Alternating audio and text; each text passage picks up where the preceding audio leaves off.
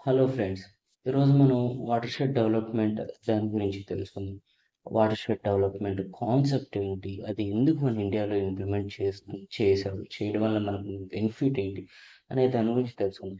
మామూలుగా అయితే కాన్సెప్ట్ వచ్చేసరికి వాటర్‌షెడ్ డెవలప్‌మెంట్ మనకి ఓల్డ్ కాన్సెప్ట్ ఇది. మనకిప్పుడు కొత్తగా ఏదో ఇంప్లిమెంట్ చేసిందనేది కాదు. పూర్వం నుంచి వచ్చింది. బట్ ఇది ఒక సిస్టమాటిక్ మేనర్‌లో చేసేదాని కోసమే ఒక ప్రోగ్రామ్‌గా దీన్ని చేస్తున్నారు. సో, దీంట్లో మనకు మేజర్‌గా మనం ఇక్కడ తీసుకుంటుంది ఏంటంటే, ఈ కాన్సెప్ట్ అనేది ఇరిగేటెడ్ కండిషన్ ఏరియాస్‌లో మనం పంటలు పండించేదాన్ని వాటర్‌షెడ్ మేనేజ్‌మెంట్ ఒక మెయిన్ కాన్సెప్ట్ అనమాట. దీంట్లో మనకి మేజర్‌గా ఎలా జరుగుతుందంటే, ఇక్కడ మనకి ఒక దీంట్లో మనకి ట్యాంక్స్ కన్‌స్ట్రక్షన్ చేస్తారు. రిజర్వాయర్స్ చేస్తూ ఉంటారు.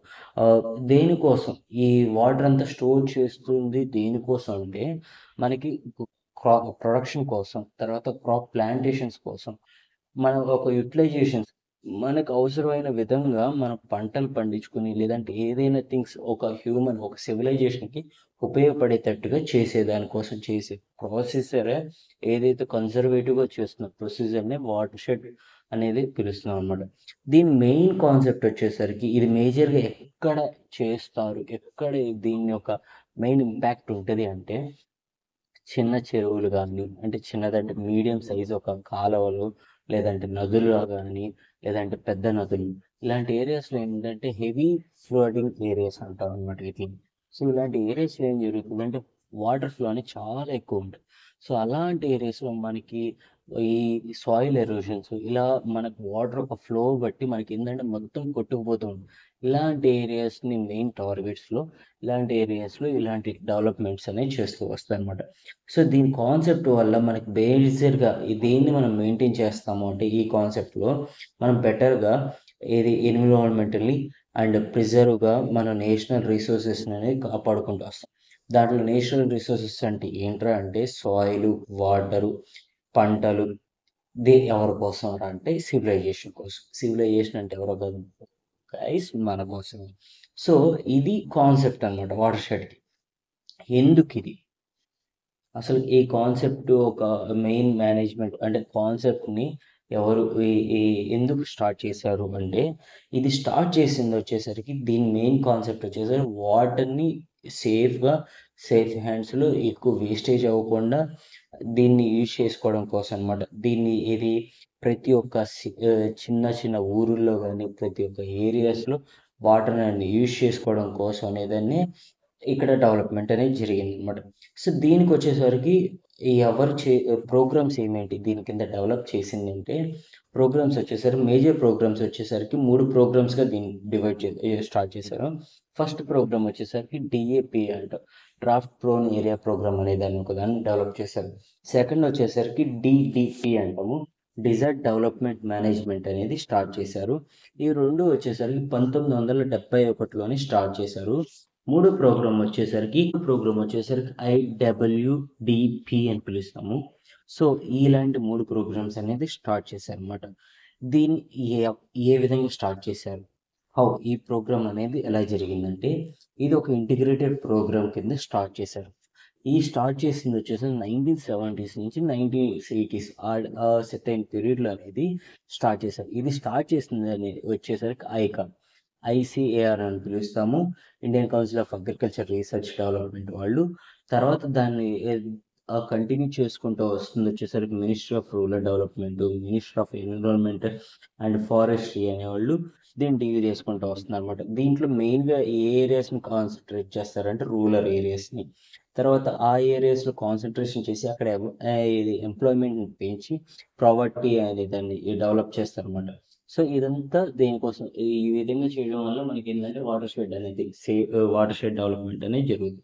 అట్ ప్రెజెంట్ మనకి ఇండియాలో యాస్ పర్ రైట్ నౌ వచ్చేసి అంటే యాస్ పర్ గైడ్‌లైన్స్ ప్రకారం 1994 గైడ్‌లైన్స్ ప్రకారంగా ప్రస్తుతానికి మన ఇండియాలో 337 డిస్ట్రిక్ట్‌లనేది ఇప్పటికి డెవలప్ అయిందనమాట. డీఏపీఏ డ్రాఫ్ట్ ఏరియా ప్రోగ్రామ్ కింద గాని, డిజార్ట్ డెవలప్‌మెంట్ ప్రోగ్రామ్ కింద గాని, లేకపోతే ఇంటిగ్రేటెడ్ వాటర్ డెవలప్‌మెంట్ ప్రోగ్రామ్ కింద గాని అండర్ ద గైడెన్స్ ఆఫ్ 1994. తర్వాత దీంట్లో మేజర్గా వీళ్ళు ఈ ప్రోగ్రామ్ ఒక బెనిఫిట్స్ ఏంట్రా, ఈ ప్రోగ్రామ్ వాటర్ షెడ్ డెవలప్మెంట్ చేయడం వల్ల మనకి ప్రోగ్రామ్ వల్ల బెనిఫిట్స్ ఏమొస్తాయి అంటే మనకి ఏమేమి ఉంటుంది అంటే కన్జర్వేషన్ అనేది ఎక్కువ ఉంటుంది, అప్గ్రేడేషన్ అనేది జరుగుతుంది, యూటిలైజేషన్. ఈ మూడు దేనికి అంటే న్యాచురల్ రిసోర్సెస్ అనమాట. లైక్ న్యాచురల్ రిసోర్స్లో ల్యాండ్ కానీ వాటర్ కానీ చెట్లు కానీ ఇవన్నిటి అనమాట. దీంట్లో కన్జర్వేషన్ అంటే కాపాడుకుంటూ, అప్గ్రేడేషన్ దీన్ని డెవలప్ చేసుకుంటూ, యూటిలైజేషన్ వాడుకుంటూ చేసుకుంటూ వస్తాం అనమాట. దీంట్లో ఇంకోటి వచ్చేసరికి నెక్స్ట్, ఇది ఫస్ట్ కేటగిరీ. ఫస్ట్ పాయింట్ వచ్చేసరికి conservation, upgradation and utilization of natural endowments of land, water, vegetation and humans. Next point వచ్చేసరికి integrated, low cost and simple to adapt technology. So integrated దీంట్లో వచ్చేసరికి low cost and simple to adapt technologies. So తక్కువ కాస్ట్తో, తర్వాత కొద్దిగా అమౌంట్తో, కొద్దిగా ఎక్కువ ఖర్చు కాకుండా చేసుకుంటూ ఏంటంటే మనకి యూటిలైజేషన్ అనమాట, ఈజీ టెక్నాలజీని యూటిలైజేషన్ చేసుకోవడానికి. మూడో పాయింట్ వచ్చేసి reduce in quality between rain Fed's and irrigated areas. దీంట్లో వచ్చేసరికి ఏంటంటే మనకి తగ్గించుకుంటాం అనమాట. ఇంటిగ్రేటెడ్ ఇరిగేషన్ ఏరియాస్ని, రెయిన్ ఫెడ్ ఏరియాస్ని ఏంటంటే వాటర్ ఫ్లడ్డింగ్ని తగ్గించి వాటర్ని కన్జర్వేటివ్గా ఇరిగేట్ చేసే ఏరియాస్కి, తర్వాత క్వాలిటీగా పెంచుతాం అనమాట ఇవన్నీ రెయిన్ ఫెడ్ ఏరియాస్ని. తర్వాత వచ్చేసరికి నాలుగో పాయింట్ వచ్చేసరికి sustained water supply for domestic, agriculture and industrial needs. So దీంట్లో వచ్చేసరికి sustained water supply of domestic, మనకి పశువులకు కానీ, అగ్రికల్చర్ కానీ, తర్వాత మన ఇండస్ట్రియల్ నీడ్స్కి కానీ ఏంటంటే మనం ఎంత కావాలో అంటే మనకి ఎక్సెస్ నీడ్ అనేది కాకుండా, అంటే ఎక్సెస్ వాటర్ స్టోర్ చేసుకుని మనకు కావాల్సినంత నీళ్ళు అనేది మనం యూజ్ చేసుకుంటాం.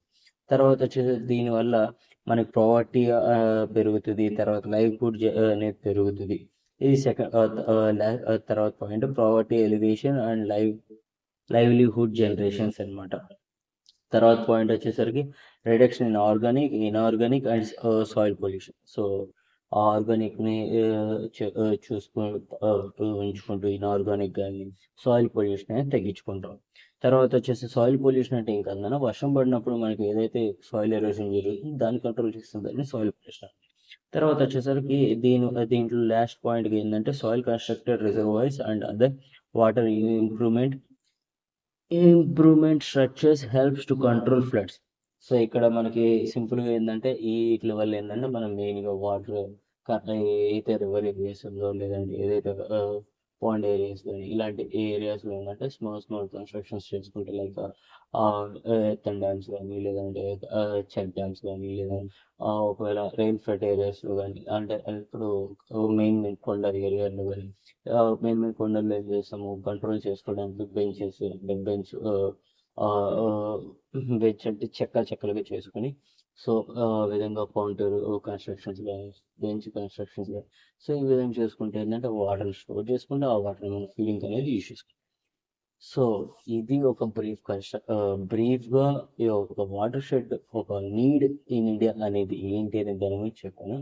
సో ఈ వీడియో కనుక మీకు నచ్చితే లైక్ చేయండి. దీంట్లో ఏదన్నా మీకు నచ్చకపోతే ఫీడ్బ్యాక్ తెలియచేయండి. ఇఫ్ ఇంకా దీంట్లో డెవలప్మెంట్ ఏమైనా కావాలి, ఇంకా నెక్స్ట్ ఏమైనా వీడియోస్ చేయాలనుకుంటే డ్రాప్ ద మెసేజ్. నేను ఈసారి నుంచి వీడియో యాక్టివ్నెస్ ఇస్తాను, కంటిన్యూటీని మీకు ఇస్తాను.